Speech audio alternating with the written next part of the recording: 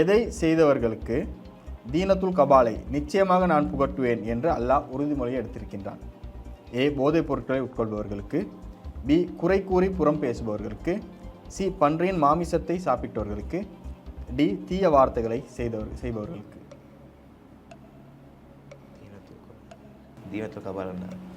தீனத்துல் கபால்ன்ற ஒரு பானத்தை அல்லாஹ் கொடுப்பானாம் நரகத்தில் பாவத்தை செஞ்சவங்களுக்கு. தீனத்துல் கபால்ன்ற ஒரு பானம். ஏ போதைப் பொருட்களை உட்கொள்பவர். ஏ போதைப் பொருட்களை உட்கொள்பவர்களுக்கு. கம்மிலோக் தி ஆன்சர் ஏ போதைப் பொருட்களை உட்கொள்பவர்களுக்கு. சரி, உங்களுடைய ஆன்சர் சரியா பிழையா என்பதை பார்ப்போம். Computer reveal the answer please. நீங்கள் சொன்ன பதில் சரியான பதில். போதைப் பொருட்களை உட்கொள்பவர்களுக்கு தான் தீனத்துல் கபாலை கொடுப்பதாக அல்லாஹ் உறுதிமொழி எடுத்ததாக நபிகள் நாயகம் ஸல்லல்லாஹு அலைஹி வஸல்லம் சொல்கின்றார்கள்.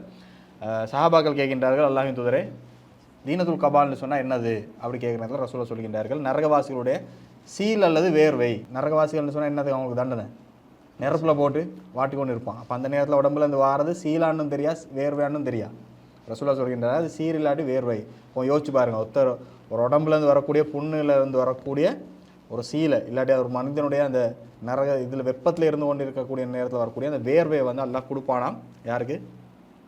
போதைப் பொருளை உட்கொள்பவனுக்கு. இந்த உலகத்தில் யாரெல்லாம் போதைப் பொருட்களை பாய்க்கிறாங்களோ அவங்களுக்கு நாளை மறுமையில் கொடுக்கக்கூடிய பானம் அதுதான் என்று நபிகள் நாயகம் ஸல்லல்லாஹு சொல்கிறார்கள். அப்போ இதை நம்ம ஆழமாக நம்முடைய உள்ளத்தில் எடுத்துக்கொள்ள வேண்டும். நம்முடைய சமுதாயம் இது சாதாரணமாக நினச்சி கொண்டு இருக்கிறாங்க. போதைப் பொருட்களை பாய்க்கிறது நம்முடைய இந்த இளைஞர்களாக இருக்கலாம். முஸ்லீம் சமுதாயம் அதிகமாகவே இதில் யூஸ் பண்ணி கொண்டிருக்கிறாங்க. இளைஞர்கள் ரொம்பவுமே கெட்டு போய் கொண்டு இருக்கிறாங்க. ஐஸ் அதே போல் பல போதைகளை சாதாரணமாக யூஸ் பண்ணக்கூடியவர்களாக இருக்கின்றார்கள். ஒரு முஸ்லீம் போதைப் பொருள் பக்கத்துக்கு திரும்பவே கூடாது. அந்த அளவுக்கு இஸ்லாம் கடுமையாக சொல்லக்கூடியதை பார்க்க முடியும். என்றால் போதை குடிக்கின்ற நேரத்தில் ஒன்று உடல் ரீதியாக நமக்கு பாதிப்பு ஏற்படும்.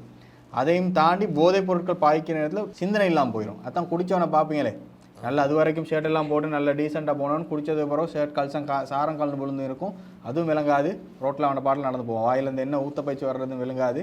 என்றால் சிந்திக்கக்கூடிய திறனை இல்லாமல் ஆக்கிரும். சிந்தனை தான் மனிதன். இந்த மூளை தானே மனுஷனும் மிருகத்துக்கும் உள்ள வித்தியாசம் என்னது? சிந்தனை தான். மனிதன் சிந்திக்கின்றான், விண்வெளிக்கு செல்கின்றான். மிருகங்கள் சிந்திக்கின்ற ஆற்றல் இல்லை, மிருகங்களாக கால்நடைகளாக இருந்து கொண்டு மனுஷனாவே இல்லாமல் ஆக்குற ஒரு விஷயம் தான் இந்த போதைப் பொருள். அதனால் இஸ்லாம் கட்டுமையாக அதை தடை செய்து இருக்கின்றது. அவர்களுக்கு நாளை மறுமையில் அல்லாஹ் மன்னிக்காவிட்டால், நரகத்துக்கு அவர்கள் அனுப்பப்பட்டால் அவர்களுக்கு அல்லாஹ் நிச்சயமாக தீனத்துல் கபால், அடுத்த நரகவாசிகளுடைய சீல் இல்லாட்டி வேர்வையை புகுட்டுவேன் என்று சொல்லி அல்லாஹ் உறுதிமொழியே எடுத்திருக்கிறான். அல்லாஹ் உறுதிமொழியை எடுத்தான்னு சொன்னால் அது நிச்சயமாக நடக்கக்கூடியது. அல்லாஹ் மாற்ற மாட்டான். அப்போ இது நாங்கள் ரொம்ப கவனமாக இருக்கணும். இந்த போதைப் பொருள்கள் மீது பக்கத்துக்கு கூட முஸ்லிம்கள் சமுதாயம் போகவே கூடாது என்கின்றதை நம்ம ஆழமாக பதிஞ்சு கொள்ள வேண்டும்.